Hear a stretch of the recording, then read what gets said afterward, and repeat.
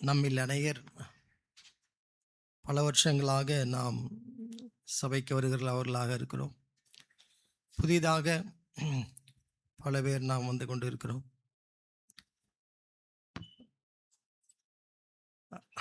நம்முடைய வாழ்க்கையில் எந்த ஒரு பெரிய மாற்றமும் இல்லாமல் நம்முடைய வாழ்க்கை இருக்குமென்றால் அது ஒரு கேள்விக்குறியான ஒரு வாழ்க்கை தான்.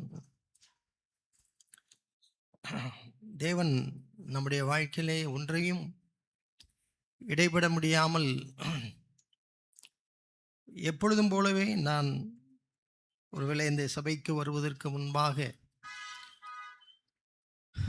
சரியான ஒரு விசுவாசத்துக்குள்ளே இல்லாத ஒரு பொழுது இருந்த ஒரு வாழ்க்கையோ இல்லை என்றால் வேறே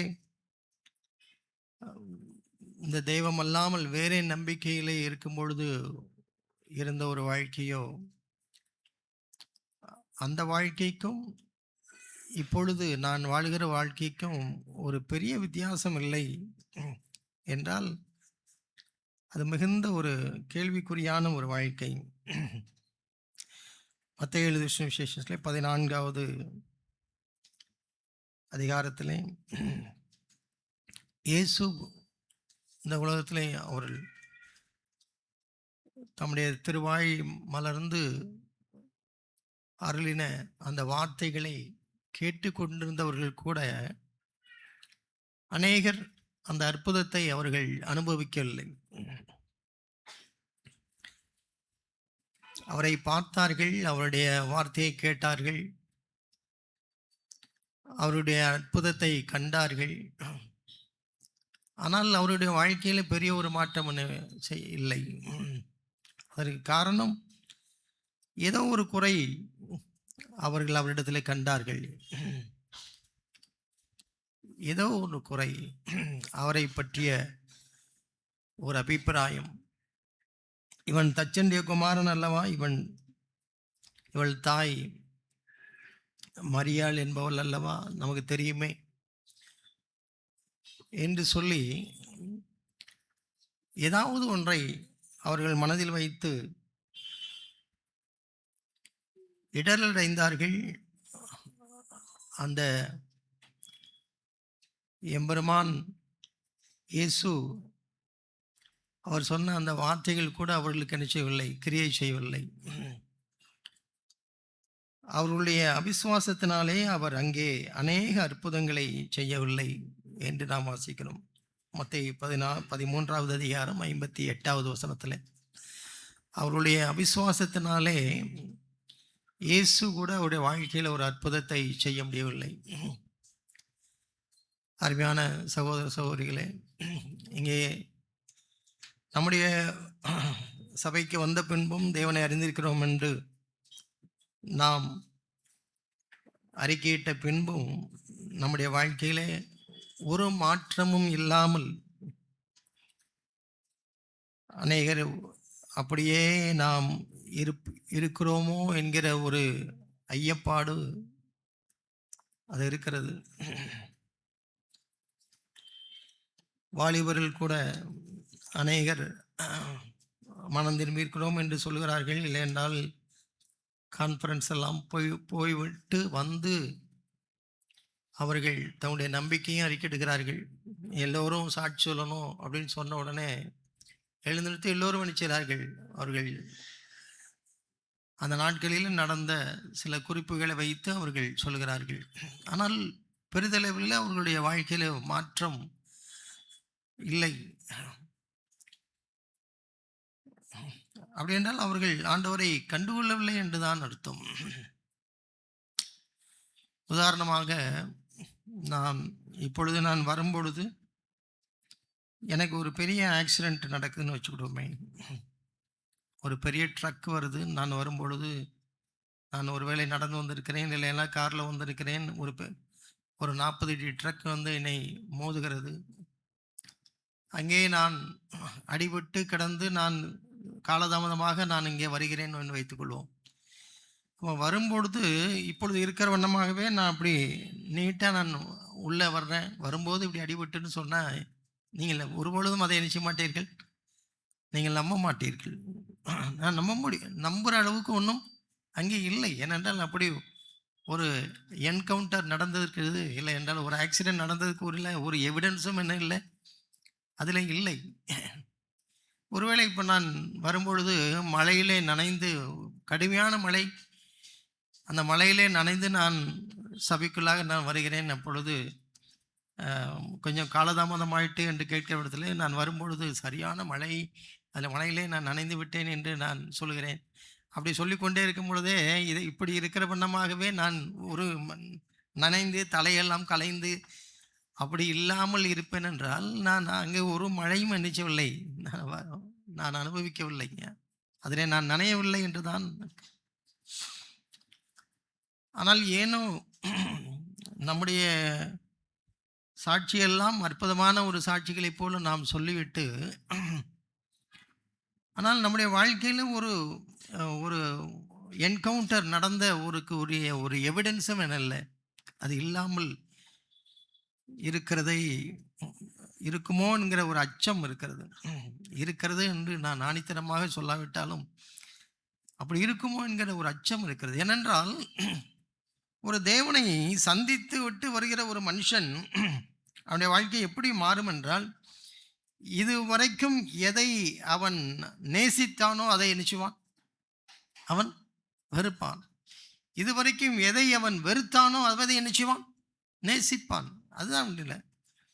அப்போ இதுவரைக்கும் ஒரு 4 ஃப்ரெண்ட்ஸோடு இதுவரைக்கும் சகஜமாய் அவன் இரட்டை அர்த்தமுள்ள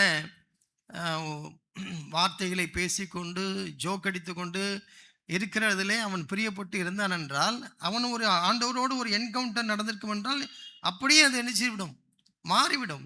அந்த இடத்தை முழுமையாய் வெறுப்பான். இதுவரைக்கும் தேவனுடைய பிள்ளைகளோடு ஒரு ஐக்கியத்தை விரும்பாதவன் இப்பொழுது தேவனோடு உள்ள ஒரு ஐக்கியத்தை அவன் விரும்புகிற ஒரு மனுஷனாக இருப்பான் என்றால், அந்த இடங்களை என்ன செய்வான், அவன் நாடுவான். தேவனுடைய வார்த்தைகள் அவனுக்கு எப்படி இருக்கும், இதுவரைக்கும் அதை படிப்பதற்கு உள்ள ஒரு ஆர்வம் இல்லை என்று அவனுடைய வாழ்க்கையில் இருந்திருக்கும் என்றால், அவன் தேவனோடு ஒரு என்கவுண்டர் நடந்திருக்கும் என்றால், அதற்கு பின்பு அதில் ஒரு தீரா காதல் நிச்சயம் வரும், தேவனுடைய வார்த்தைகளை.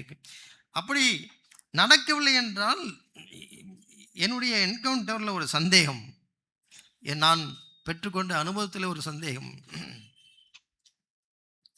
அப்படி ஒரு மாற்றம் வரும்பொழுதுதான் அவன் ஒரு தீவிரமான ஒரு சீஷியாய் அவர்கள் நினைக்கிறார்கள், மாறுகிறார்கள்.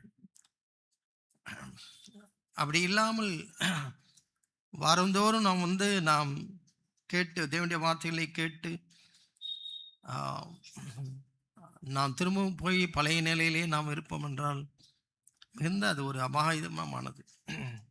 தேவனே கூட உங்கள் வாழ்க்கையில் என்ன செய்ய முடியாது, ஒரு அற்புதத்தை செய்ய முடியாது. ஏனென்றால் நீங்கள் கேட்டு கேட்டு கேட்டு அவிசுவாசம் உள்ளவர்களாய், ஏதாவது ஒரு காரணத்தை சொல்லி அவிசுவாசம் உள்ளவர்களாய் நீங்கள் போகிறபடினாலே அங்கே தேவனே உங்களுடைய வாழ்க்கையில் ஒரு அற்புதத்தை என்ன செய்ய முடியாது, செய்ய முடிகிறதில்லை.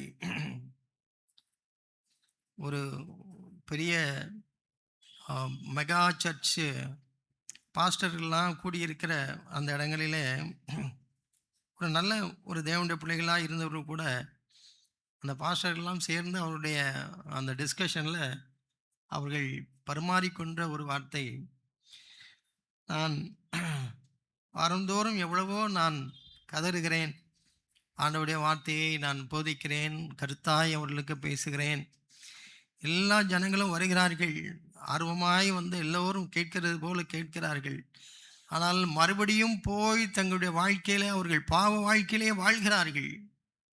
அவர்கள் வாழ்ந்துவிட்டு மறுநாள் ஞாயிற்றுக்கிழமையும் வந்து கேட்கிறார்கள் என்கிறார்.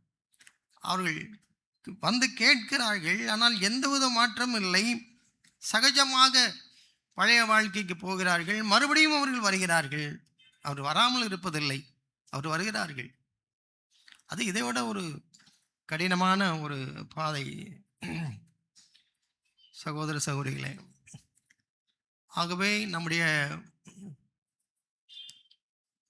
நம்முடைய வாலிப பிள்ளைகளானாலும் சரி, இல்லை என்றால் வயோதிபரானாலும் சரி, யார் வேணாலும் இதற்கு ஒரு இதில் நம்மை நாம் பரிசோதித்து பார்ப்பதற்கு நான் விதிவிலக்கு என்று சொல்ல ஒருவர் கூட என்ன செய்யவில்லை, இல்லை. என்னெல்லாம் அத்தனை பேரும் நாம் தேவனை அறிந்து அந்த சிலுவையின் பாதையில் நடக்கிறவர்கள், சீஷனாய் மாறி நடக்கிறோம் என்று பிரகடனப்படுத்துகிறவர்கள், தோஸ் ஹூ ப்ரொஃபஸ், அதாவது தன்னுடைய வாயினாலே அவர்கள் அறிவிக்கிறவர்கள், நான் சீஷன் என்று சொல்லுகிறவர்கள். ஆனாலும் அவருடைய வாழ்க்கையில் ஒரு மாற்றமும் இல்லாமல் இருக்கும் என்றால் நாம் நிதானித்து பார்க்க வேண்டும். நாமே நிதானித்து பார்க்க வேண்டும். மல்கியாவின் புத்தகத்தில், பழைய ஏற்பாட்டில் கடைசி அதிகாரத்திலிருந்து நாம் சில வார்த்தைகளை நாம் தியானிக்கலாம். மல்கியா புத்தகத்தை நீங்கள் வீட்டிலே போய் அதிகமாக நீங்கள் தியானிக்கும்படியாக உங்களோடு கேட்கிறேன். 4 அதிகாரங்கள். 4 அதிகாரம் என்று சொன்னாலுமே வசனங்கள் மிகவும் குறைவு தான். வசனங்கள் மிகவும் குறைவு. அதில் நல்ல கருத்தான பல சவாலான கேள்விகள் எல்லாம் அதில் இருக்கிறது. அந்த சூழல்கள் எல்லாம் நாம் பார்க்கலாம். அதை நீங்கள் வாசித்து பார்ப்பீர்கள் என்றால் உங்களுக்கு தெரியும். நான் அப்படி சொல்லும் பொழுதே தேவனுடைய வார்த்தைகளை நாம் கருத்தாய் வாசிக்கணுமா என்கிற ஒரு கேள்வியும் நான் இன்றைக்கு மறுபடியும் அதை கேட்க விரும்புகிறேன். தேவனுடைய வார்த்தைகளை கருத்தாய் அதை ஒரு முறையாய் தியானிக்கிறவர்களாக, அதை வாசிக்கிறவர்களாக நாம் இருக்கிறோமா? இல்லை என்றால் சில பேர் வைத்திருக்கிறார்கள், சங்கீதத்தை மட்டும் வாசிப்பாங்க. எப்பொழுதும் பார்த்தாலும் சங்கீதம் முடிந்தோன்னா மறுபடியும் 1ஆம் அதிகாரத்திலிருந்து, இல்லை என்றால் நீதிமொழிகள், மற்ற பகுதிகளை வாசிக்கிறதே இல்லை. வேதத்தை இன்னைக்கு வாசித்தாயா என்று கேட்டால் உடனே நீதிமொழிகள் 8ஆம் அதிகாரத்தை வாசித்தேன் என்று ஒரு அதிகாரத்தை சொல்லுவதற்கு ஒரு அதிகாரம் செய்கிறது இருக்கிறது. ஆனால் கருத்தாய் தியானிக்கிறதே இல்லை, கருத்தாய் படிக்கிறதே இல்லை. அதெல்லாம் நம்முடைய மனம் திரும்புதலுக்கு உள்ள ஒரு எவிடன்ஸே இல்லை. அப்படி ஒரு ஆர்வமே இல்லாமல் இருந்தால் we have become religious Christians என்று சொல்லலாம். ரிலீஜியஸாக நாம் வாழ்கிறோமே தவிர நாம் டிசைப்பிளாக நிச்சயவில்லை, மாறவில்லை. மதவாதிகளாக மாறிவிட்டோம். கிறிஸ்தவர்கள் என்று சொல்கிறோம், கிறிஸ்தவர்களாக நாங்கள் மாறிவிட்டோம். கிறிஸ்தவர்கள் என்றால் என்ன? யார் கிறிஸ்தவர்களாக இருக்கிறோம் ஆனால் சீஷர்களாக இல்லை என்கிற ஒரு நிலையை நாம் பார்க்கிறோம். அதாவது கிறிஸ்தவர் என்று சொல்லிக் கொள்கிறார்கள், ஆனால் எதுவாய் மாறவில்லை, சீஷர்களாய் மாறவில்லை. நாங்கள் அவ்வளவு தீவிரவாதிகள் இல்லை, அதை போல் அப்படி ஒரு வார்த்தையை சொல்கிறார்கள். ஆனால் சீஷனுக்கும் கிறிஸ்தவனையும் பிணைச்ச முடியாது, வேறு பிரிக்கவே முடியாது. அந்தியோயாவிலே, அதாவது ஆரம்பகால திருச்சபையில் உள்ள அந்த காலகட்டங்களிலே கிறிஸ்தவன் என்கிற பேர் யாருக்கு தான் வந்தது? சீஷர்களாக இருந்தவர்களுக்கு தான் கிறிஸ்தவம். அப்போ கிறிஸ்தவனை என்று சொன்னாலே என்ன அர்த்தம்? சீஷன் என்பதுதான். அதை வேறு பிரிக்கவே முடியாது. அப்போ சீஷனாக இல்லாதவர்கள்லாம் யார் இல்லை? கிறிஸ்தவர் இல்லை. அப்போ ரிலீஜியஸ் கிறிஸ்டியனாக இருக்கலாம், ஆனால் அவன் சீஷனே இல்லை. அப்படி ஒரு டெர்மினாலஜியே கிடையாது. கிறிஸ்டியன் என்றாலே என்னதுதான்? அவன் ஒரு சீஷன் தான். அப்போ சீஷனாக இல்லை என்றால் நான் கிறிஸ்தவன் இல்லை என்று தான் நினைச்ச வேண்டும், நான் சொல்ல வேண்டும். இப்போ மல்கியாவின் புத்தகத்தை பாருங்கள். மல்கியாவின் புத்தகத்தில் நான் அதில் அந்த காலகட்டத்தில் உள்ள மக்கள், அவர்கள் ஒரு எதை எடுத்தாலும் கேள்வி கேட்கிறவர்களாகவே இருந்தார்கள். அவருடைய அந்த மக்களுக்கெல்லாம் ஒரு நெகட்டிவ் அப்ரோச், இல்லைன்னா அவருடைய மனப்பான்மையே எதிர்மறையாக இருக்கிறது, நெகட்டிவாக. சில குடும்பங்களில் கூட அப்படி சம்பாஷணைகள் எல்லாம் ஒரு மாதிரி கரடு முரடாக இருக்கும். கணவனுக்கும் மனைவிக்கும் உள்ள பேச்சுகளே கரடு முரடாய், அதாவது அது பார்த்தாலே தெரியும், கேட்டாலே கொஞ்சம் கேட்டாலே நிச்சயம் தெரியும். அந்த பேசுகிற பேச்சுக்கள், இவர்கள் 2 பேரும் இருவேறு திசையிலே பயணிக்கிறவர்கள் என்பதை எளிதாய் நிச்சயலாம் நாம் கண்டுகொள்ளலாம். இங்க பாருங்க, ஆண்டவருடைய பிள்ளைகளாக இருந்தவர்கள் ஆண்டவர் ரொம்ப கண்ணீரோடு அவர்களோடு பேசுகிறதற்கு அவர் துடிப்பாக இருந்து அவர் பேசுகிறார். இப்போ 2வது வசனத்தை பாருங்க. நான் உங்களை சிநேகித்தேன் என்று கர்த்தர் சொல்கிறார். நான் உங்களை சிநேகித்தேன், ஐ லவ் யூ, நான் உங்களை சிநேகிக்கிறேன் அப்படின்னு சொல்றார். அப்படின்னா என்ன? இப்போ ஒரு காதலன் ஒரு காதலியை பார்த்து சொல்கிறான்னு வச்சுக்கோங்க, நான் உன்னை ஐ லவ் யூன்னு சொன்னார், அவளுக்கும் அந்த விருப்பம் இருந்துன்னா உடனே என்ன சொல்கிறார்?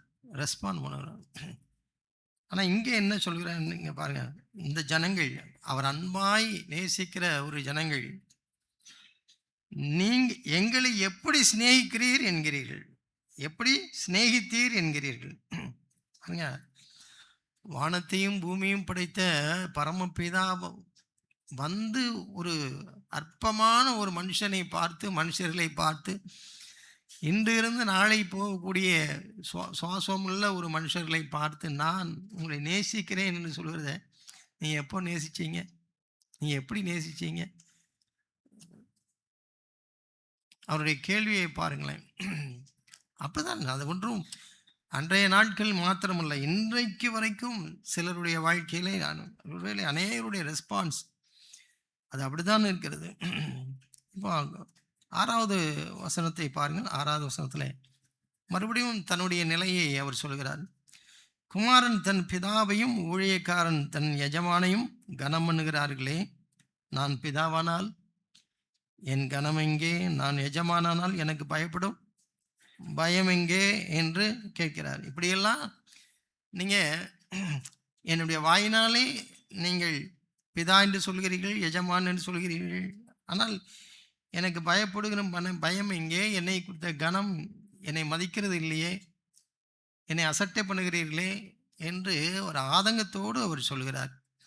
ஆனால் இவர்கள் அதுக்கு எப்படி ரெஸ்பாண்ட் பண்ண பாருங்கள். 6வது வசனத்தில் கடைசி பாகம், உமது நாமத்தை எதனாலே அசட்டை பண்ணினோம் என்கிறீர்கள். இந்த டயலாக் எல்லாம் நல்லா நோட் பண்ணி வச்சுக்கோங்க. நான் சார் பல நேரங்களில் நம்முடைய ஒருவேளை அம்மா பெற்றோர் பிள்ளைகளுடைய கான்வர்சேஷனில் கூட இது நடக்கும். கணவன் மனைவி கான்வர்சேஷனில் கூட இருக்கும். ஒருவேளை புருஷன் தன்னுடைய மனைவியை பார்த்து, என்னம்மா கொஞ்சம் மரியாதையாக பேசுமா, என்ன ரொம்ப சாதாரணமாக பேசுகிறியா, என்ன இப்போ நான் என்ன பேசிட்டேன், பதில் எப்படி வருது, இப்போ நான் என்ன சொல்லிட்டேன், அந்த சொல்ல பார்த்தாலே அதுக்கப்புறம் அவர் என்ன செய்ய முடியாது, பதில் பேச முடியாது. இதெல்லாம் தேவனுடைய பிள்ளைகளாக இருக்கிறவர்கள் அவருடைய வாழ்க்கையில் இதெல்லாம் நடக்கவே முடியாது. ஆனால் நடக்கிறது. அது கணவனாக இருந்தாலும் சரி, மனைவியாக இருந்தாலும். ஆனால் நாம் என்ன சொல்கிறோம்? சீஷர்கிட்ட நாமே சொல்லிக் கொள்கிறோம். இவர்கள் ஆண்டவரிடத்திலேயே அப்படிதான் சொன்னார்கள். வரும்பொழுது நம்மை போலவே அவர்கள் அப்பா நான் உம்மை துதிக்கிறேன் என்று நினைச்சிருப்பார்கள். அவர் பாடியிருப்பார்கள். ஆனால் அவர் சொல்கிறார், ஆதங்கப்பட்டு சொல்கிறார், என்னை நீ மதிக்கவே இல்லையப்பா, என்னை மதிக்கவே இல்லையே அப்படி கேட்கிறார். எப்போ நான் உங்களை மதிக்கல? உங்க நாமத்தை எதனாலே அசட்டை பண்ணினோம் என்கிறார்கள்.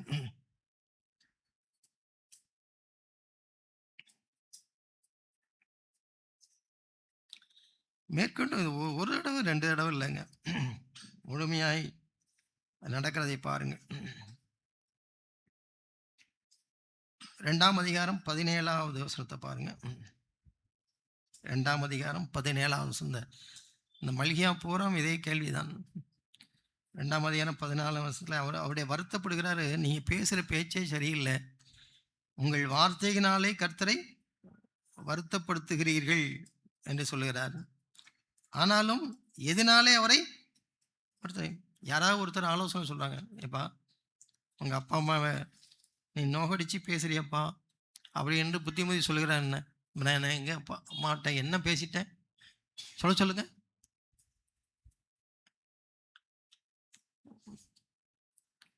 அதுக்கப்புறம் எப்படி அந்த மூப்பரோ இல்லை என்றால் உங்களை நடத்துகிறவரோ பேசுவார். இதை யாரோ ஒருத்தர் சொல்கிறாங்க, நீ ஆண்டவரை நீங்கள் வார்த்தைகளினாலே வருத்தப்படுத்துகிறீர்கள் என்று சொல்லும் பொழுது எதனாலே அவரை வருத்தப்படுத்துகிறோம் என்கிறார்கள்.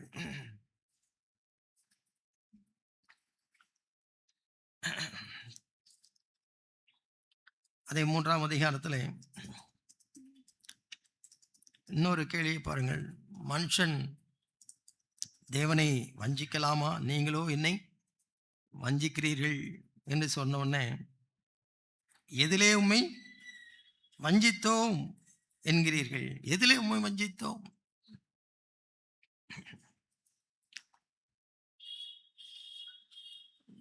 13வது வசனத்தை பாருங்கள். 13வது வசனத்தில்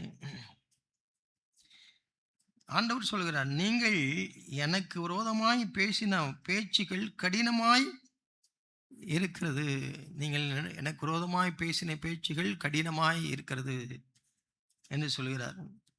ஆனாலும் உமக்கு விரோதமாக என்னத்தை பேசினோம் என்கிறீர்கள். ஃபுல்லாக அந்த டயலாக் ஃபுல்லாக பாருங்கள். இதெல்லாம் இன்னும் நம்முடைய குடும்பங்களில் நடக்கிற டயலாக் தான். இது ஆண்டவருக்கும் பிள்ளைகளுக்கும் உள்ள கான்வர்சேஷன் மாதிரி நம்முடைய குடும்பங்களிலே நடந்து கொண்டே இருக்கிறது.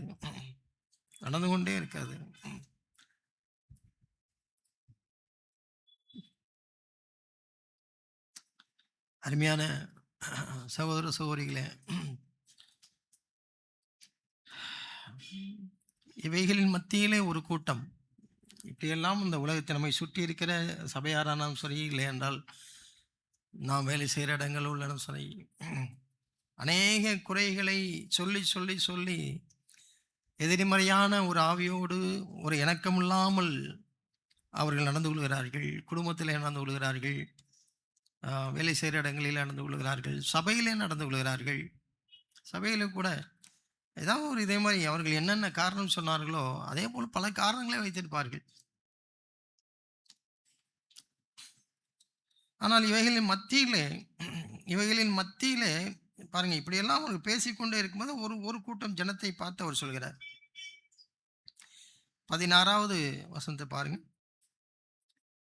அநேக குறைகளை சொல்கிற அந்த கூட்டங்கள் இருக்கிறது அதனுடைய மத்தியிலே. 3ஆம் அதிகாரம் 16வது வசனத்தில் பாருங்க. அப்பொழுது கர்த்தருக்கு பயந்தவர்கள் ஒருவரோடு ஒருவர் பேசிக்கொள்வார்கள், கர்த்தர் கவனித்து கேட்பார். இது எப்படி இருக்கு பாருங்க. இது வரைக்கும் நம்ம ஒரு 4-5 கூட்டத்தை பார்த்தாச்சு. அந்த 4-5 கூட்டங்களில் உள்ளவர்களும் என்ன செய்கிறார்கள்? அவர்கள் எப்படியெல்லாமோ ஒரு பதில் சொல்கிறார்கள். அப்போ இந்த உலகம் அப்படித்தான் இருக்கும். நாம் வேலை செய்கிற இடம் அப்படித்தான் இருக்கிறோம். நாம் படிக்கிற கல்லூரிகளுடைய நிலை அப்படித்தான் இருக்கும். சபை கூட அப்படித்தான் இருக்கும். நம்மை சுற்றி இருக்கிற குடும்பங்கள் கூட அப்படித்தான் நினைச்சலாம் இருக்கலாம். ஒன்றும் இல்லை. ஆனால் இவை எல்லாவற்றின் மத்தியிலையும் ஒரு சிலர் அவர்கள் நினைச்சார்களாம், கர்த்தருக்கு பயந்தவர்கள் ஒருவரோடு ஒருவர் பேசிக்கொள்வார்கள், கர்த்தர் பக்கத்தில் கேட்பார், என்னுடைய பிள்ளைகள் என்ன பேசிக்கொள்றாங்க அப்படின்னு பக்கத்தில் கேட்பாராம். அவர் கவனித்து கேட்பார். யாராவது முக்கியமான நான் மதிக்கிற தேவனுடைய பிள்ளைகள் நம்மிடத்தில் பொதுவாய் பேசிகிட்டு இருக்கும் பொழுது கூட ஒரே நாம் அங்கே நாம் இருக்கும் பொழுது நாம் கேட்டுக்கொண்டு இருப்போம். ஆனால் அவர் பக்கத்தில் ஏதாவது சொல்ல வர்றாருன்னா எப்படி கேட்போம்? கூர்ந்து கவனிப்போம், என்ன சொல்கிறார்கள் என்று. அது அவர் கொடுக்குற மரியாதை, அவரை நாம் மதிப்பதுனால. ஏன்னா அவ்வளோ பெரிய தேவ மனுஷன் என் பக்கத்தில் அப்படியே வாயிலிருந்து என்ன வார்த்தை அப்படியே கூர்ந்து கேட்போம். அப்போது எந்த சத்தமும் நினைச்சதில்லை, வெளி உலக சத்தமெல்லாம் கேட்கறதில்லை, அந்த அட்டென்ஷன் டைவர்ட் ஆகிறதில்லை, கவனமாய் நாம் கேட்கிறோமே. அது போலவே தேவனுடைய பிள்ளைகள் அவர்கள் ஒருவர் பேசிக்கொண்டே இருக்கும் பொழுது அவர் எப்படி கேட்பாரோ? யார்? பிதா தேவன், நம்மை உண்டாக்கினவர், இத்தனை கோடி ஜனங்களை பார்த்து கொண்டிருக்கிறவர், அவருடைய பிள்ளைகள் இந்த கலோபரத்தில் இந்த மாதிரி இருக்கிற சூழ்நிலையில் அவருடைய பிள்ளைகள் ஒருவருக்கு ஒருவர் பேசிக்கொள்ளும்போது எப்படி இருப்பார்? அது கொஞ்சம் இன்னைக்கு நாம் பேசிக்கொண்டே இருக்கிறது ஆண்டவர் இந்த முதல் சீட்டில் உட்கார்ந்து கவனித்து கேட்டுக்கொண்டு இருக்கிறார் என்றால் அது கேட்டுக்கொண்டு இருக்கிறார். அதில் ஒன்றும் சந்தேகமே இல்லை. அவர் கேட்டுக்கொண்டு இருக்கிறார். இப்போ இதே காட்சி தான். இப்போ நீங்கள் கணவனும் நீங்கள் மனைவியுமாக பேசிக்கொண்டு இருக்கும்பொழுது அவர் பக்கத்தில் வந்து அவர் நின்று கேட்டுக்கொண்டு இருப்பார். நீங்கள் அதுக்கு முன்னாடி பேசின மாதிரிலாம் பேசுனீங்கன்னா அவர் எங்கே போயிடுவார். உடனே கதவை திறந்து ஓடியே போயிடுவார். எனக்கு பல வேலைகள் இருக்குது. நான் இவர்களை தேவனுடைய பிள்ளைகள் என்று என்னுடைய பிள்ளைகள் என்று நம்பி வந்தேன்னு சொல்லி அவரால் அதை சகிக்கவே முடியாது. சகிக்கவே முடியாது. நம்முடைய கான்வர்சேஷனில் அவர் இருக்க முடியும்னு நினைக்கிறீங்களா? ஒருவேளை இப்படி பாருங்களேன், அவரை வைத்துக்கொண்டே நம்முடைய கான்வர்சேஷன் நம்ம நடக்கிறோம். அப்படி நடக்க முடியுமா? அவரை வைத்துக்கொண்டு நம்ம வீட்டிலேயே இருக்கிறார், கிச்சனில் இருக்கிறாரு, சமையல் தோசை சுடுதாங்க, உப்பு இல்லை, ஏதோ ஒன்றுன்னு வச்சுக்கணுமே. அதுக்கு நம்ம ரெஸ்பாண்ட் பண்ணுற விதம் அவர் இருக்கும்போது இருக்கிறவனமா இருக்குமா? அப்போ எப்போவும் எப்படி இருக்கும்? இப்போ அப்படி இருக்க முடியும் என்று நாம் நினைக்கிறோமா? அப்படியெல்லாம் எப்படி இருக்க முடியும்? அப்போ அவ்வப்போது அவரை என்ன செஞ்சணும்? வெளியே அனுப்பிவிட வேண்டும் என்று தான் நாம் டிசைட் பண்ண போகிறோமா? இல்லை என்றால் அல்ல ஆண்டவரே நீர் எங்க கூடயே இருக்கணும் அப்படின்னு விரும்ப போகிறோமா?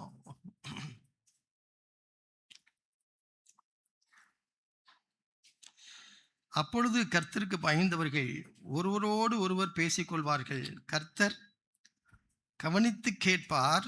கர்த்தருக்கு பயந்தவர்களுக்காகவும் அவருடைய நாமத்தை தியானிக்கிறவர்களுக்காகவும் ஞாபக புஸ்தகம் ஒன்று அவருக்கு முன்பாக எழுதப்பட்டிருக்கிறது. பாருங்களேன், ஒருவேளை தேவனுடைய பிள்ளைகளாக இருக்கிற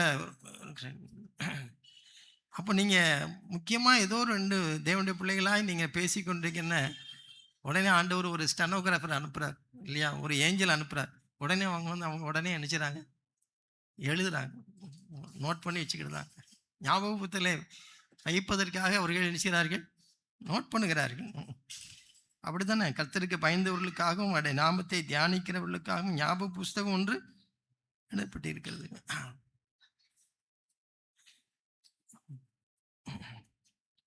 இதை நான் ஒருவேளை இது எப்படி இந்த சம்பவம் நடக்கிறது என்பதை நாம்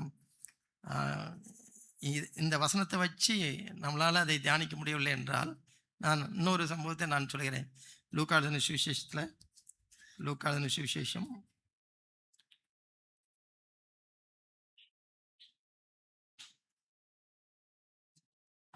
24வது அதிகாரம் 13வது வசனம். லூக்கா எழுதின சுவிசேஷம் 24வது அதிகாரம் 13வது வசனத்தில், அன்றைய தினமே அவர்களில் 2 பேர் எருசலேமுக்கு 7 அல்லது 8 மைல் தூரமான எம்மாவு என்கிற கிராமத்துக்கு போனார். அப்போ 2 சீஷர்கள் போகிறார்கள். 2 சீஷர்களும் எருசலேமிலிருந்து எம்மாவுக்கு நினைச்சார்கள். அவர்கள் போகிறார்கள். ஆண்டவர் உயிர் தெழுந்த அந்த நாளிலே தானே. அப்போ போகையில் அவர் எதை பேசிக்கொண்டே போகிறார்கள்? இந்த வர்த்தமானங்கள் யாவையும் இந்த வர்த்தமானங்கள்னா அன்றைக்கு நடந்த நிகழ்ச்சிகள் எல்லாவற்றையும், சம்பவங்கள் எல்லாவற்றையும் அவர்கள் பேசிக்கொண்டே போகிறார்கள், சம்பாஷித்து போக வேண்டார்கள். அது அவங்க சப்ஜெக்டில் வேற ஒன்றும் இல்லை. தேவனுக்கு அடுத்த காரியங்களையும் அன்றைக்கு நடந்தவர்களை எல்லாம் பற்றி அது ஒருவரோடு ஒருவர் அவர்கள் பேசிக்கொண்டே போகிறார்கள். அப்போ இப்போ போகும்பொழுது யாருக்கு ஆசையாக இருக்கு? இப்போ ஆண்டவருக்கு என்னுடைய பிள்ளைகள் அவர்கள் பேசிக்கொண்டு போவார்கள், அப்பொழுது நான் அவர்களை கவனித்து கேட்பேன் அப்படிங்கிற வசனத்தை இப்போ இதில் அப்படியே அப்ளை பண்ணால் நிச்சயமாக அவருக்கு என்ன ஆர்வம் வந்து விட்டது? அந்த ஆர்வம் வந்து விட்டது.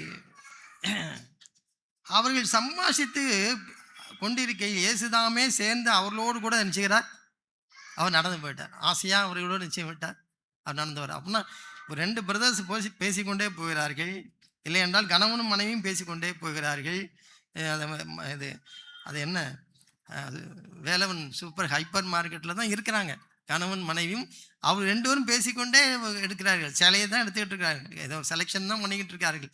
ஆனால் அந்த 2 இதுவும் பார்த்துக்கிட்டு இருக்கும்போதே அவ்வளவு அருமையாய் அவர்கள் பேசிக்கொண்டிருக்கோன்னே அங்கேருந்து பரமபிதான் பார்க்குறவர் அவரோட உடனே நேராக எங்கே லேண்ட் ஆகிட்டார். அவர் நேர வந்து என் பிள்ளைகள் பேசி கொண்டு இருக்கிறார்கள், நான் அவரோடு கூட நிச்சயம் அப்படி கூட இருக்கணும். அவங்க செலெக்ஷன் தான் பண்ணிகிட்டு இருக்காங்க, சாரி செலெக்ஷன் தான். அவர்கள் பேச்சில் அவ்வளவு ஆண்டவருக்கும் அவர் கூட இருக்கிறதுல அவ்வளவு பிரியமாக இருக்கிறது.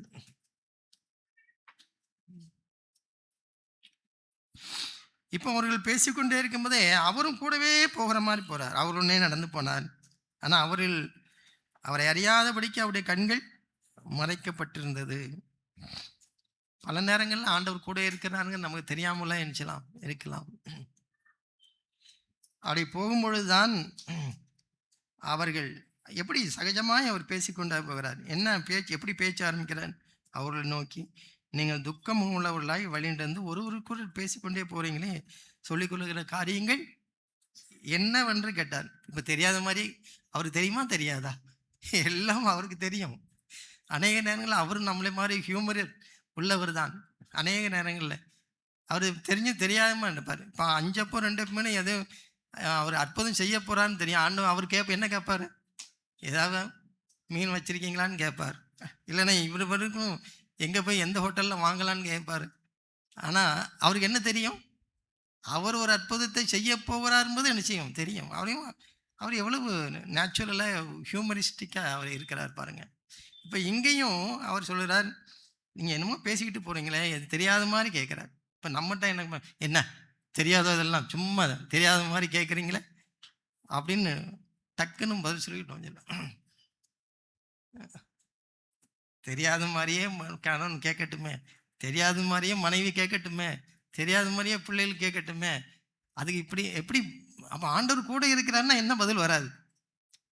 அப்படியெல்லாம் கடினமான பதில் நிச்சயாது வராது. அவர்கள் ஒருவனாகிய கிளையோப்பா என்பவன் பிரதியுத்தரமாக, இந்நாட்களில் எருசலேமில் நடந்தவைகளை அறியாதபடிக்கு நீர் அந்நியராய் இருக்கிறீரோ என்று கேட்கிறார். அவர் அதுக்கு ஆம் இல்லைன்னு எதுவும் பதில் சொன்னாரா? சொல்லவே இல்லை. ஆமாம் நான் வெளியூர்லேருந்து வரேன்னு சொல்கிறாரா? சொல்ல மாட்டார்.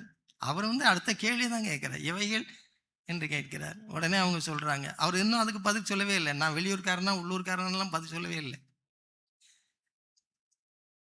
அவர் அவர்களோடு சகஜமாக பேசிக்கொண்டே போகிறார். அவர் போகும் பொழுதே அவனை கேட்டுக்கொண்டவுடனே அவரோடு இணைந்து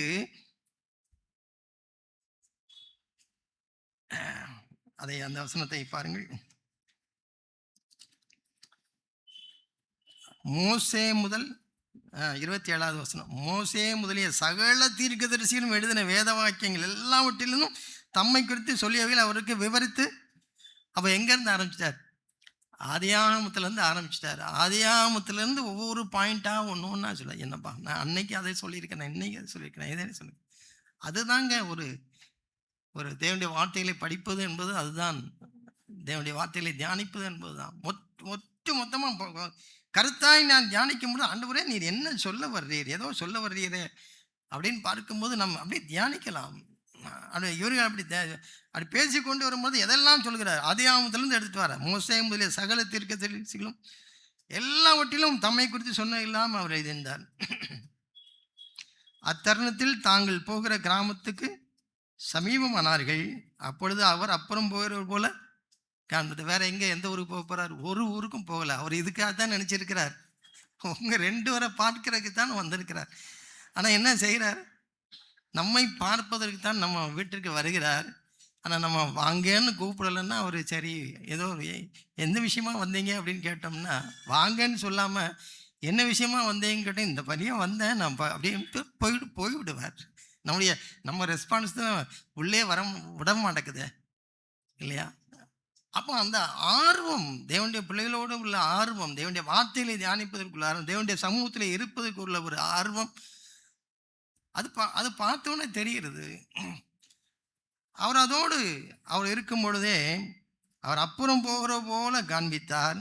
அவர்கள் அவரை நோக்கி, நீர் எங்களுடனே தங்கீரும், சாயங்காலம் ஆயிற்று, பொழுதும் போயிற்று என்று அவரை வருந்தி, சும்மா இல்லை அவர் அவர் இல்லை, அவர் யாரு தான்? Is a jealous God.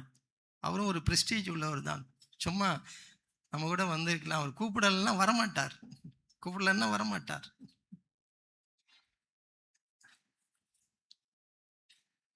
அருமையாய் இவர்கள் அவருடைய பேசின வார்த்தைகளை கேட்டுக்கொண்டு இருக்கும் போதே பின்னாடி தான் சொல்றாங்க, அவருடைய உள்ளத்தில் இப்படி கொழுந்து விட்டு எரியுது.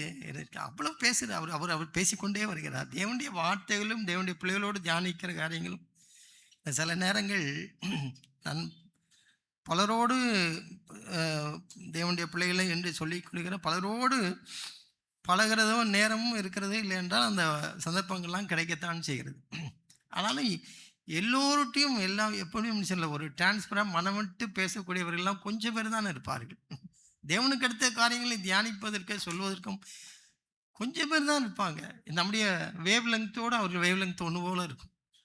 நான் என்ன நினைக்கிறது போல இப்படி இவர் கொழுந்து விட்டு நம்ம பேசும்பொழுது அவர்களும் ரெஸ்பாண்ட் பண்ண நம்ம ரெஸ்பாண்ட் மணிக்கணக்காக போய்கொண்டே இருக்கும். ஆனால் சில பேர்கிட்ட அது பேசவே முடியாது. என்ன அப்படின்னு 2-3 வார்த்தையில் பேசிட்டு அதுக்கப்புறம் எல்லாம் ஸ்லீப் மோடுக்கு போயிடும், இல்லை சைலண்ட் மோடுக்கு போயிடும். பாருங்க, தேவனோடு நான் அன்பாக இருக்கிறேன் என்று சொல்கிற அதனுடைய இதெல்லாம் அதனுடைய அந்த இது எப்படி இருக்குன்னு பார்க்க வேண்டும். எப்படி அது நடக்கிறது உண்மையிலேயே தேவனுக்கு அடுத்த காரியங்களை நான் ஆர்வமாய் வாஞ்சிக்கிறவனாய் தியானிக்கிறவன் இருந்தால் அவர் எப்படி அவர் ஒன்று சொல்லும் பொழுதே என்னுடைய மனமும் அதோடு கூட சேர்ந்து நிச்சயம் இணைந்து அது நடந்து கொண்டே இருக்கும்.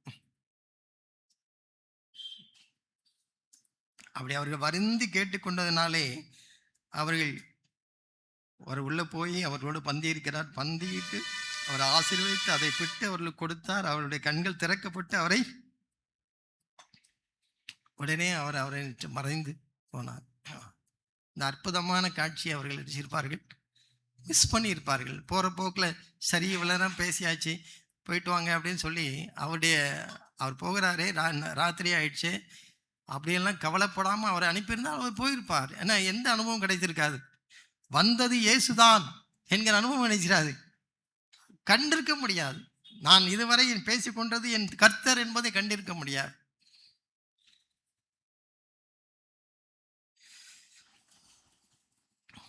தானியேலை சிங்கக்கபியிலே தரியுராஜாவை போட வைத்து விட்டார்கள். அவருக்கு என்ன இல்லை, விருப்பம் இல்லை. தரியுராஜாவுடைய ஆஃபீஸ்லேயே பெரிய சீஃப் செக்ரட்டரி மாதிரி இருந்தது யார் தான், தானியேல். ஆனால் எல்லோரும் சேர்ந்து அவருடைய அசிஸ்டன்ட் செக்ரட்டரி எல்லாம் சேர்ந்து சூழ்ச்சி பண்ணி எங்கே மாட்டி விட்டார்கள். அவர்கிட்ட எழுதி யார்கிட்ட கையெழுத்து வாங்கிட்டாங்க, சிஎம்கிட்ட கையெழுத்து வாங்கியாச்சு. இப்போ சிஎம்ஐ காட்டிலும் தரியுராஜா ஒரு கிங், அவர்கிட்ட கையெழுத்து வாங்கிட்டாங்க. கையெழுத்து போட்டதுக்கு அப்புறம் தான் இவங்க பண்ண சூழ்ச்சியெல்லாம் நினச்சிது தெரியுது. ஆகா, தானியேலை மாட்டி விடுவதற்காக இவ்வளவு சேட்டை பண்ணியிருக்காங்க அப்படிங்கிறது யாருக்கு தெரியும், தரியுராஜா. ஆனாலும் சரி அதை ரிவர்ஸ் பண்ணிடலாம், அப்படி இல்லை ரிவோக் பண்ணிடலாம் அப்படின்னு நினச்சிப்பேனா ஒன்றும் அதெல்லாம் முடியாது. போட்டது தான், முத்திரை குத்துனது தான் என்று சொல்கிறார்கள். இவர் கீழே உள்ள செக்ரட்டரிஸ் எல்லாரும், அட்மினிஸ்ட்ரேட்டிவ் ஆஃபீஸர்ஸ் எல்லாம் உடனே வேறு வழி இல்லாமல் தரியுராஜாவே சட்டம் எப்படி இருக்குது பாருங்கள். சட்டத்துக்கு யார் கீழ்ப்படுகிறா, ராஜா கீழ்ப்படுகிறார். ஆமாம், நான் முத்திரை குட்டினா நானே மீற முடியாது என்று சொல்கிறார். சமீபத்தில் ஒரு கோர்ட்டு கேஸில் ஒருத்தர் ஹைகோர்ட்டில் சொல்கிறாங்க, சுப்ரீம் கோர்ட்டில் உள்ள நீங்கள் போட்ட தீர்மானத்தையே நீங்களே என்ன செய்கிறீர்கள், மீறுகிறீர்களே என்று ஹைகோர்ட்லேருந்து அவங்களுக்கு என்ன செய்யறாங்க சொல்கிறாங்க. ஹைகோர்ட்டை விட கூடது எது, சுப்ரீம் கோர்ட்டு. ஆனால் சுப்ரீம் கோர்ட்டில் நீங்கள் சொன்ன டைரக்ஷனையே நீங்களே மீறுகிறீர்களே என்று யார் ஹைலைட் பண்ண வேண்டியிருக்கு, ஹைகோர்ட்லேருந்து ஹைலைட் பண்ணுறாங்க. ஐயா, நீங்கள் தான் சட்டம் போட்ட ஆள், நீங்கள் தான் சுப்ரீம் சட்டம் போட்டீங்க, ஆனால் நீங்களே அதை என்ன செய்கிறீர்கள், மீறுகிறீர்களே. ஆனால் இங்கே தானியேல் இருக்கும்போது தரியுராஜா அதை மீறவில்லை. அவர் என்ன செய்விட்டார், தானியேலை தூக்கி சிங்கக்கபியிலே போடுவதற்கு அனுமதித்து விட்டார். இப்போ பாருங்க, இப்போ தரியுராஜாவுக்கும் தானியேலுக்கும் நல்ல ஒரு ரிலேஷன்ஷிப். அவர் சீஷனாக இருந்தாரான்னு தெரியாது, ஆனால் தேவனுக்கு பயப்படுகிற ஒரு பயம் இருந்தது. 2 பேருக்குமே ஒரு வேவ் லென்த் கரெக்டாக இருக்கிறது, ஒன்று போல இருக்கிறது. இப்போ உள்ளே போட்டாச்சு, சிங்கத்து கபியில் போட்டாச்சு. ராத்திரி அவர் எப்படி நடந்து கொள்கிறார் பாருங்கள், எப்படி நடந்து கொள்கிறார் ராஜா. 18வது வசனத்தில், பின்பு ராஜா தன் அரண்மனைக்கு போய் முழுவதும் போஜனம் பண்ணாமலும் கீத வாக்கியம் எதுவுமே, ஒரு ஆர்கெஸ்ட்ரா கிடையாது, டின்னர் கிடையாது, எதுவுமே வேண்டாம் அப்படின்னு சொல்லிவிட்டு எதுவுமே தனக்கு முன்பாக வரவிட்டாமல் இருந்தான். அதோடு அவனுக்கு என்னவும் வரல, தூக்கமும் வரவில்லை. பாருங்க, உண்மையிலேயே இப்போ யாரும் யாருடைய மனமும் ஒன்றாக இருக்கிறது. அவர் இருவரும் சீஷர்கள் தான். இந்த 2 பேர் தான் தேவனுடைய பிள்ளைகள். அது ஒரு செல்வார்கள், பேசிக்கொள்வார்கள் என்ன சொல்லுகிறோமே. அப்படிப்பட்ட ஒரு வேவில் இந்த ராத்திரி முழுவதுக்கும் இவருக்கு தூக்கம் இல்லை. காலையில் விழுந்த உடனே அப்படி டயலாக் பாருங்க. அவர் போய் சிங்க கபில நிற்கிறார். சிங்க கபில விடிஞ்சும் விடியாமலேயும் எங்கே போயிடுறாங்க. எல்லா சம்பவங்களும் இப்படி ஆர்வமாக இருக்கிறவர்கள் எல்லாரும் அது ஆண்டவர் உயிர் தெழுது அவர் அடக்கம் பண்ணி இருக்கும் பொழுதும் காலையிலே விடிஞ்சும் விடியாமல் யார் போயிருதான்.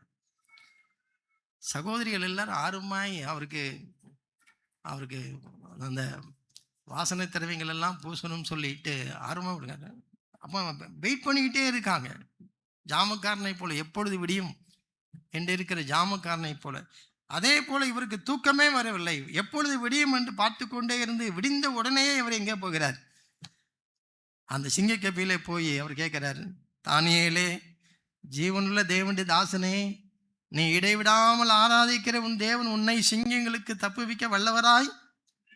இதை கேட்கும்போது அங்கே பரலோகத்திலேருந்து யார் வந்துடுவார்? இந்த மாதிரியெல்லாம் அந்த டயலாக் இருந்தால் யார் வருவா? ஆண்டவரே கேட்பார், என் பிள்ளைகள் என்ன பேசிக்கொள்ளார், என்ன வேற என்ன கதை பேச வேண்டியிருக்கு? அதில் ஒரு இதுவும் இல்லை. ஒருவேளை 2 வாலிபர்கள் காலேஜ் முடிஞ்சோ இல்லை என்றால் ஆஃபீஸ் முடிஞ்சோ வந்து பேசி கொண்டிருக்கும்போது 2 உண்மையாய் அவர் தேவனுடைய பிள்ளைகளாய் வாஞ்சியாக இருக்கிறவர்கள் இருந்தால் அந்த டைலாக் என்ன எப்படி இருக்கும்? இன்றைக்கு நீ சந்தித்த பிரச்சனையிலே உன்னை விடுவிக்க நாம் ஆராதிக்கிற தேவன் வல்லவராய் இருந்தாரா? உனக்கு பிரச்சனை வந்திருக்குமே, ஜெயிச்சியா? தோல்வியை சந்தித்தையா? தேவன் உனக்கு உதவி செய்தாரா? நான் கொஞ்சம் எக்ஸாகரேட் பண்ணி சொன்னாலும் நம்முடைய பேச்சுக்களில் கொஞ்சமாவது அந்த அந்த அந்த மாதிரி ஒரு சம்பாஷணை இருக்கிறது. இல்லைன்னா வேறு எதையோ நம்ம பேசுகிறோமா? ஃபுட்பால் பேசுகிறோம், வேறு ஏதோ கிரிக்கெட் நான் பேசுகிறோம். அதெல்லாம் நம்முடைய வயதுக்கு ஏற்ப எல்லாம் செய்யப்பட வேண்டும். ஆனால் ஒரு தேவனுடைய பிள்ளை என்பவன் அதுக்கு இடையிலேயே ஒரு இடைச்செருகலாக எதையும் வைத்திருப்பான். தேவனுடைய வார்த்தைகள் மனத்தில் இருக்கும். தேவனுடைய வார்த்தைகள், தேவனுக்கு அடுத்த காரியங்கள் அது இருந்து கொண்டே இருக்கும். அப்போ தானியேலும் தரியராஜாவும் சந்திக்கும் பொழுது அவர்கள் பேசுகிற வார்த்தைகள் பாருங்க. அப்பொழுது தானியேல், ராஜாவே, நீர் என்றும் வாழ்க. சிங்கங்கள் என்னை சேதப்படுத்தாதபடிக்கு தேவன் தம்முடைய தூதனை அனுப்பி அவர்களின் வாயை கட்டிப்பட்ட ஒரு டெஸ்டிமனி, ஒரு சாட்சி. ஆமாம் பிரதர், இன்னைக்கு இப்படி ஒரு சம்பவம் கேன்டீன்லேருந்து இருக்கும்போது அப்படி ஒன்று நடந்தது. ரொம்ப டெம்டிங்கான ஒரு பொண்ணு கடந்து போகும்போது 2 இடியும் இடிச்சிட்டு போயிட்டா. அப்பவும் எனக்கு ஒரு சந்தேகம் வந்துச்சு. ஆனாலும் தேவன் என்னை அதிலிருந்து நினைச்சு விட்டார், தப்பிக்க வைத்தார். அதான் டெஸ்டிமனி. சும்மா மண்டையடிச்சது, தலை வலிச்சது, ஆண்டவர் சுகம் கொடுத்தார், அதான் டெஸ்டிமனி இல்லை. இது மாதிரி ஒரு சோதனைகளை சந்தித்தவர்கள் ராஜாவிட்டு தானியேல் சொல்ற மாதிரி இப்படி ஒன்று நான் சந்தித்தேன்.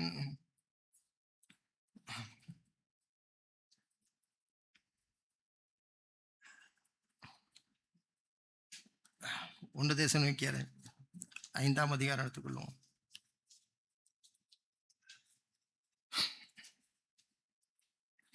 1 தெசலோனிக்கேயர் 5ஆம் அதிகாரம். வாழ்க்கையின் பல காரியங்களை 5ஆம் அதிகாரத்தில் அவர் பேசிக்கொண்டே வருகிறார். நிறைய ஒரே அதிகாரத்தில் அப்படியே லைஃப்பில் உள்ள வாழ்க்கைக்கார பல காரியங்கள் சுருக்கி விட்டார். சில அதிகாரங்கள் அப்படி இருக்கிறது. சில அதிகாரங்கள் மட்டுமா எல்லாவற்றையுமே அதில் வந்துச்சுன்னா ஒரே அதிகாரத்தில் நினைக்கிறேன். இன்னொரு அதிகாரம் எபிரேயர் 13 நினைக்கிறேன். இப்படியெல்லாம் சில அதிகாரங்கள் இருக்கிறது. இப்போ இந்த 5ஆம் அதிகாரத்தில் பாருங்கள்,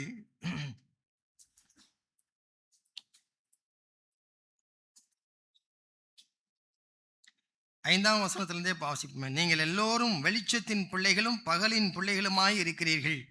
நாம் இரவுக்கும் இருளுக்கும் உள்ளானவர்கள் அல்லவே. இந்த உலகத்தில் என்ன வேணாலும் இதெல்லாமே நடந்து கொண்டே இருக்கும். ஆனால் நாம் இருளுக்கும் இரவுக்கும் உள்ளவர்கள் அல்ல.